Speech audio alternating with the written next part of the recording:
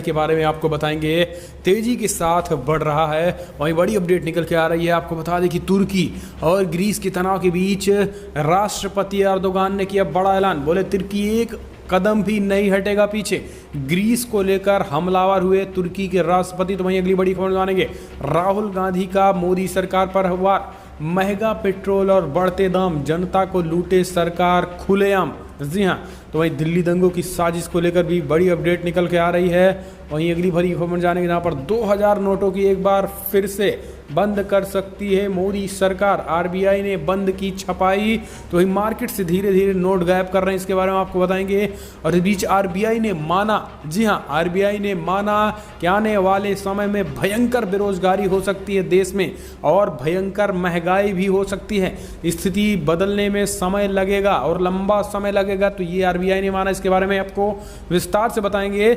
लेकिन इसके बावजूद गोदी मीडिया पर भड़के जस्टिस काटजू। बोले 2 करोड़ लोगों की नौकरी चली गई, देश में बेरोजगारी है, देश में बेतहाशा महंगाई होने वाली है, कोविड-19 तेजी के साथ बढ़ रहा है, लेकिन हर देश की गोदी मीडिया सुशांत पे व्यस्त है।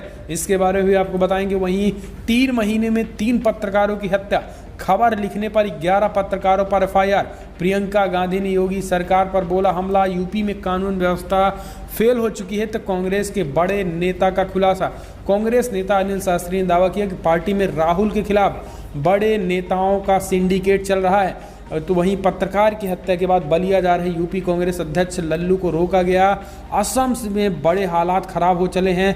आपसा कानून को फिर से बढ़ा दिया गया है। जानेंगे क्या कुछ है, तो एक एक करके आपको विस्तार से बताएंगे। लेकिन उससे पहले छोटा सा निवेदन, अगर आपने चैनल को अभी तक सब्सक्राइब नहीं किया तो प्लीज़ सब्सक्राइब के लाल बटन दबाकर चैनल को सब्सक्राइब करें।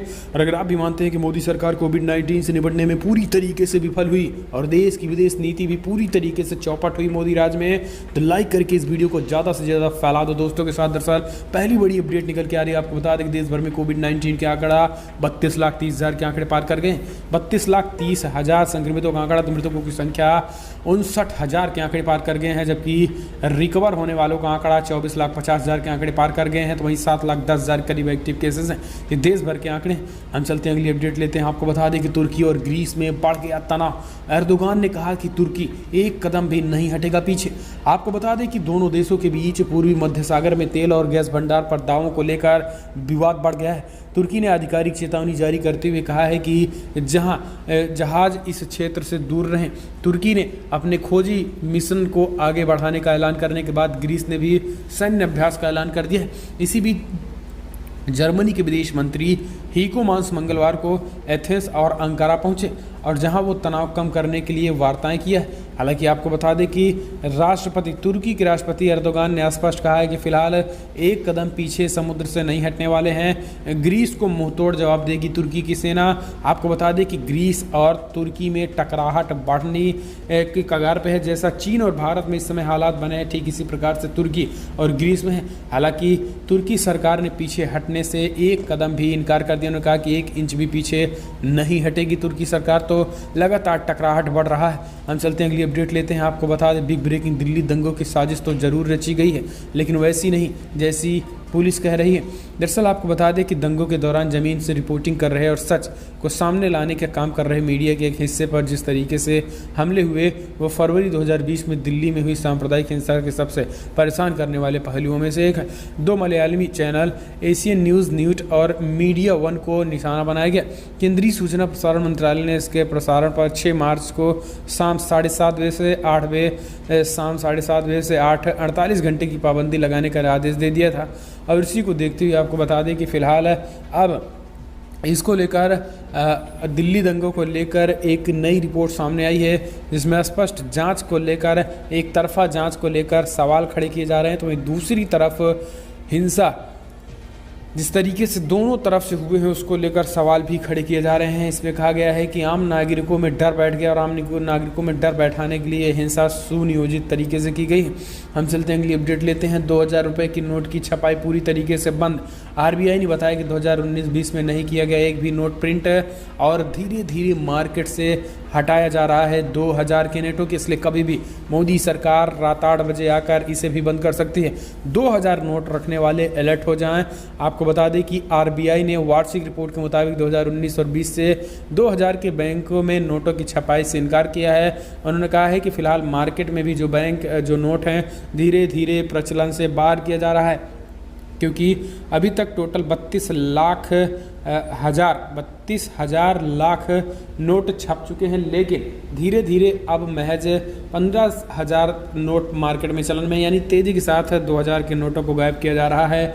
हम चलते हैं अगली अपडेट लेते हैं। आपको बता दें कि मीडिया पर भड़के जस्टिस काटजू, बोले 2 करोड़ लोगों की नौकरी चली गई और हम सुशांत में व्यस्त हैं। जी हाँ, दरअसल आपको बता दें कि कोविड-19 संकट के बीच आरबीआई ने एक बड़ा और चौंकाने वाला रिपोर्ट दिया। उन्होंने कहा कि आने वाले समय में भयंकर बेरोजगारी होगी और आने वाले समय में महंगाई चरम सीमा पर होने वाली है। कोविड-19 से 2 करोड़ से ज़्यादा लोग बेरोजगार हुए, ये डेटा आरबीआई ने दिया, स्वयं सरकारी आंकड़ा है, ये हम नहीं बता रहे हैं, लेकिन शायद गोदी मीडिया आपको इस बात को नहीं बताया होगा।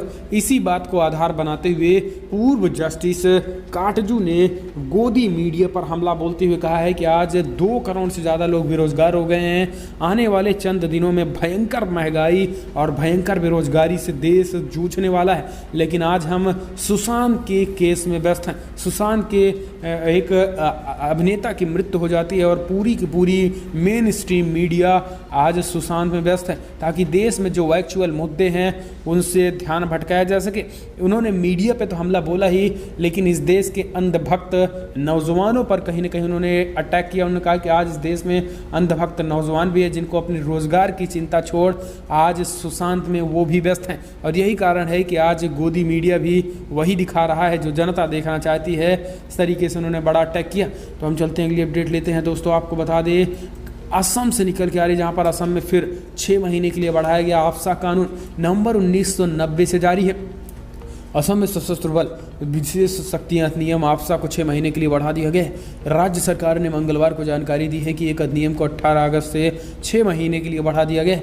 राज्य सरकार की ओर से जारी अधिनियम बयान में कहा गया है कि पूर्वोत्तर में सुरक्षा बलों पर हालिया विद्रोही हमले और असम के विभिन्न क्षेत्रों से अवैध हथियार और गोला बारूद की बरामदी के कारण राज्य को अशांत क्षेत्र घोषित किया गया है। यह कानून सुरक्षा बलों को बिना किसी पूर्व सूचना कार्रवाई करने और किसी को भी कभी भी गिरफ्तार करने का अधिकार देता है। ये कानून असम में नवंबर 1990 से जारी है। इसे हर महीने 6 महीने में नवीनीकृत किया जा रहा है। असम में हालात अभी भी खराब है। हम चलते हैं अगली अपडेट लेते हैं। आपको बता दें कि कांग्रेस नेता अनिल शास्त्री का बड़ा दावा, पार्टी में राहुल गांधी के खिलाफ एक सिंडिकेट चल रहा है। दरअसल आपको बता दें कि कांग्रेस पार्टी में मचे घमासान के बीच पूर्व प्रधानमंत्री लाल बहादुर शास्त्री के बेटे और पार्टी के वरिष्ठ नेता अनिल शास्त्री ने बेबाकी से पार्टी के कुछ नेताओं पर सवाल खड़ा किया है। न्यूज़ 18 से बातचीत करते हुए शास्त्री ने कहा है कि पार्टी के सीनियर लीडर्स दूसरे से आए जिला अध्यक्ष, कार्यकर्ता, पदाधिकारी से मिलते नहीं हैं और यही कारण है कि पार्टी के सही नहीं है। अगर पार्टी के नेता, पदाधिकारी कार्यकर्ताओं से मिलने लगे तो आधी लड़ाई ऐसे ही खत्म हो जाए। शास्त्री ने कहा कि कार्यकर्ताओं से मिलने जुलने का सिलसिला शुरू होना चाहिए। इसके साथ ही सीनियर आला कमान लीडर कार्यकर्ताओं से, पदाधिकारी से मिलने जुलने लगे। और आपको बता दें कि इस बीच उन्होंने खास करके बड़े नेताओं के, कांग्रेस पार्टी के बड़े नेताओं पर भी उन्होंने हमला बोला। उन्होंने कहा कि कांग्रेस पार्टी में कुछ ऐसे सीनियर लीडर हैं जो राहुल गांधी से कहीं ना कहीं राहुल गांधी को अभी भी कांग्रेस पार्टी का अध्यक्ष मानने को तैयार नहीं होते हैं। राहुल गांधी की कई बातों को अभी भी वो अपने मानहानि समझते हैं। ऐसे कई नेता हैं, हालांकि उन्होंने नाम नहीं लिया है, लेकिन उन्होंने स्पष्ट बताया है कि कांग्रेस के खिलाफ अगर वो नहीं है तो राहुल गांधी के समर्थन में भी नहीं है। ऐसे कई नेता हैं जो राहुल गांधी का नेतृत्व नहीं स्वीकारना चाहते हैं और ये खुलकर बातें भी हो चुकी हैं CWC मीटिंग में, और यही कारण है कि इसमें फूट मस्ती नजर आ रही थी। ये कुछ एक बड़े खुलासे किए हैं। ऐसे नेताओं के खिलाफ भी एक्शन कांग्रेस पार्टी लेने का मन बना चुकी है। हम चलते हैं अगली अपडेट लेते हैं। आपको बता दें कि रायबरेली में यूपी में पत्रकार की हत्या के बाद बलिया जा रहे यूपी कांग्रेस अध्यक्ष अजय लल्लू को गिरफ्तार किया गया। दरअसल यूपी के बलिया जनपद में फेनोरमा कस्बे में टीवी पत्रकार रतन सिंह की हत्या के बाद सियासत शुरू हो चुकी है। इसी कड़ी में मंगलवार को मृतक परिजनों से मिलने बलिया जा रहे यूपी कांग्रेस अध्यक्ष अजय लल्लू को रायबरेली में गिरफ्तार कर लिया गया। बताया जा रहा है कि सलोन पुलिस ने पहले उनको बलिया जाने से रोक दिया, लेकिन प्रदेश अध्यक्ष नहीं माने और वो बलिया जाने के लिए पुलिस के अधिकारियों से जिद करने लगे, जिसके बाद पुलिस ने अजय कुमार लल्लू को रायबरेली के समसपुर पक्षी विहार के गेस्ट हाउस में गिरफ्तार करके लाई। उधर गिरफ्तारी की सूचना बड़ी संख्या में कांग्रेस कार्यकर्ताओं का जमावड़ा गेस्ट हाउस के बाहर लगा हुआ था। तो ये मामले निकल के आ रहे हैं अजय कुमार लल्लू को लेकर। हम चलते हैं अगली अपडेट लेते हैं। आपको बता दें कि सुशांत सिंह राजपूत केस में ड्रग्स एंगल नारकोटिक्स ब्यूरो करेगा मामले की जाँच। सुशांत सिंह राजपूत केस में नारकोटिक्स कंट्रोल ब्यूरो एनसीबी भी जल्द ही अपनी जांच शुरू करने वाली है और ड्रग्स एंगल पर केस की जांच करेगी। नारकोटिक्स कंट्रोल ब्यूरो के डायरेक्टर राकेश अस्थाना ने आज तक इंडिया टुडे से बातचीत करते हुए बताया है कि हम भी सुशांत केस की जांच शुरू कर रहे हैं। सूत्रों के मुताबिक ईडी ने एनसीबी को चिट्ठी लिखी थी। सुशांत से जुड़े कुछ लोग ड्रग्स लेते थे, कुछ लोगों का ड्रग्स डीलर से कांटेक्ट भी था, लिहाजा बड़े पैमाने पर एनसीबी इसकी जांच शुरू करने वाली है। राकेश अस्थाना के मुताबिक हमारी नारकोटिक्स कंट्रोल ब्यूरो की ऑपरेशनल टीम और बाकी टीम इसको लेकर जांच करनी शुरू कर चुकी है। तो कहीं ना कहीं ये एंगल भी अब खगाने जाने लगे। हम चलते हैं अगली अपडेट। देश में रह जाएंगी सिर्फ 2 ही टेलीकॉम कंपनियां, एयरटेल के सुनील मित्तल बोले। एजीआर की पेमेंट से बढ़ा संकट। दरअसल आपको बता दें कि एयरटेल के मुखिया सुनील मित्तल ने कहा है कि आने वाले दिनों में सिर्फ 2 टेलीकॉम कंपनियां अस्तित्व में रहेंगी। उन्होंने कहा कि आर्थिक संकट के चलते ये स्थिति पैदा हो सकती है कि देश में सिर्फ 2 टेलीकॉम कंपनियां रह जाएं। भारतीय एयरटेल के चेयरमैन ने कहा है कि टेलीकॉम सेक्टर पर पैदा हुए आर्थिक दबाव के चलते कारोबार 2 ही कंपनियों के बीच सिमट सकती है। तीसरी कंपनी के प्रमोटर बड़े पैमाने पर कैपिटल नहीं जुटा पाते हैं तो फिर मुकाबले में बने रहना मुश्किल हो सकता है। एयरटेल पर भी विपरीत असर पड़ रहा है। हमने राइट्स इशू एवं अन्य तरीकों से कंपनी में नई पूंजी लाने का काम किया। तीसरी कंपनी को भी ऐसी ही कुछ करना पड़ेगा। लेकिन आपको बता दें कि इस बीच इसमें उन्होंने एक आशंका भी जताई। उन्होंने कहा कि आज एयरटेल और वोडाफोन के जो नेटवर्क हैं उनको बेहद स्लो कर दिया गया है और इसी को देखते हुए उन्होंने कहा है कि कोविड-19 को इस तरीके से चल रहा है। जियो को आगे बढ़ाने के लिए सरकार स्वयं अपने नेटवर्कों को खास करके एयरटेल और वोडाफोन के नेटवर्क को स्लो कर देती है। यही कारण है कि हमारे ग्राहक धीरे धीरे कम होते चले जा रहे हैं। तो क्या आपको भी इस तरीके का सामना करना पड़ रहा है कि आपके मोबाइल से भी वोडाफोन और एयरटेल के नेटवर्क जा रहे हैं? कमेंट के माध्यम से आप अपनी राय देना ना भूलें। हम चलते हैं अगली अपडेट लेते हैं। आपको बता दें किम जोंग उन की मौत के बाद नॉर्थ कोरिया में हाई अलर्ट, बहन संभाल रही है सत्ता। दरअसल नॉर्थ कोरिया के तानाशाह किम जोंग उन अपनी मौत की खबरों को लेकर मीडिया की सुर्खियों में आ गए। बीते दिनों किम जोंग के मरने की खबरें आ रही थी, लेकिन बाद में वो एक सार्वजनिक स्थान पर दिख गया था, जिसके बाद मौत की अफवाह फिलहाल खंडन किया गया। लेकिन अब एक बार फिर से उसकी मौत की बड़ी अपडेट निकल के आ रही है और अब उसकी मौत की खबरों के बाद नॉर्थ कोरिया में हाई अलर्ट घोषित कर दिया गया है और आनन फानन में उसकी बहन सत्ता संभाल चुकी है। ऐसे में माना जा रहा है कि इस बार कहीं न कहीं नॉर्थ कोरिया के तानाशाह की मौत की जो खबर है वो सच हो सकती है, क्योंकि नॉर्थ कोरिया में भी हाई अलर्ट हो गया है और दबी जुबान में कोरिया में उसकी मृत्यु की भी चर्चा होने लगी। हम चलते हैं अगली अपडेट। आपको बता दें कि ममता बनर्जी बोली मार्च से हमें सिर्फ नुकसान हुआ, केंद्र सरकार राज्य को उचित फंड नहीं दे रही है। दरअसल पश्चिम बंगाल के मुख्यमंत्री और टीएमसी अध्यक्ष ममता बनर्जी ने एक बार फिर से केंद्र सरकार को आड़े हाथों लिया। उन्होंने राज्य के सभी जिला अधिकारियों के साथ बैठक में कहा है कि मार्च में कोरोना शुरू हुआ है, हमें बहुत नुकसान उठाना पड़ा। अभी कोई अर्निंग नहीं है, केवल वार्निंग हो रही है। दिल्ली में भी उतना फंड नहीं मिल रहा है जितना मिलना चाहिए। मुख्यमंत्री पहले भी केंद्र सरकार पर राज्य को फंड नहीं दिए जाने का आरोप लगाती रही हैं। इस मामले को उन्होंने प्रधानमंत्री मोदी के मुख्यमंत्रियों के साथ बैठक में मुद्दा उठाया था। इसके साथ ही उन्होंने कहा है कि केंद्र सरकार जानबूझकर इस तरीके से वो रोक रही है ताकि हम लोगों की समस्या सामने आ सके और इसी को देखते हुए उन्होंने ये बड़ी बातें कही हैं। उन्होंने कहा है कि सरकार को सोचना चाहिए। हम चलते हैं अगली अपडेट। राहुल गांधी का बड़ा वार, महंगा पेट्रोल और बढ़ते दाम, जनता को लूटे सरकार खुलेआम। दरअसल आपको बता दें कि कोरोना वायरस संकट काल के बीच लोगों के सामने रोजगार की दिक्कतें तो हैं ही, इस समय पेट्रोल के दाम लगातार छठे दिन बढ़े रहे।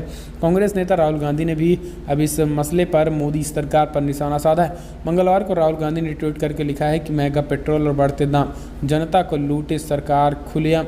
राहुल की ओर से लगातार दाम बढ़ोतरी के मसले पर सरकार को घेरा जा रहा है और इसी को देखते हुए राहुल ने ट्वीट करके लिखा है कि महंगा पेट्रोल, बढ़ते दाम, जनता को लूटे सरकार खुलेआम, क्योंकि पेट्रोल के दाम भी इन दिनों बढ़ चुके हैं। हम चलते हैं अगली अपडेट लेते हैं। आपको बता दें बिग ब्रेकिंग, जहां पर यूपी की सड़कों पर अपराध कर रहा तांडव, 3 महीने में 3 पत्रकारों की हत्या निंदनीय। प्रियंका गांधी ने योगी सरकार पर बोला हमला। कांग्रेस महासचिव और पूर्वी उत्तर प्रदेश की कांग्रेस प्रभारी सक्रिय राजनीति में आने के बाद से योगी सरकार पर हमला और एक बार फिर से उन्होंने बड़ी अपडेट, उन्होंने योगी सरकार पर हमला बोला। उन्होंने कहा है कि 3 महीने में 3 पत्रकारों की हत्या। ट्विटर में लिखा है कि 19 जून को शुभम मणि त्रिपाठी की हत्या, 20 जुलाई को विक्रम जोशी की हत्या, 24 अगस्त को रतन सिंह की हत्या। पिछले 3 महीनों में 3 पत्रकारों की हत्या, 11 पत्रकारों पर खबर लिखने के चलते एफआईआर। यूपी सरकार का पत्रकारों की सुरक्षा और स्वतंत्रता को लेकर ये रवैया निंदनीय है। प्रियंका गांधी ने बड़ा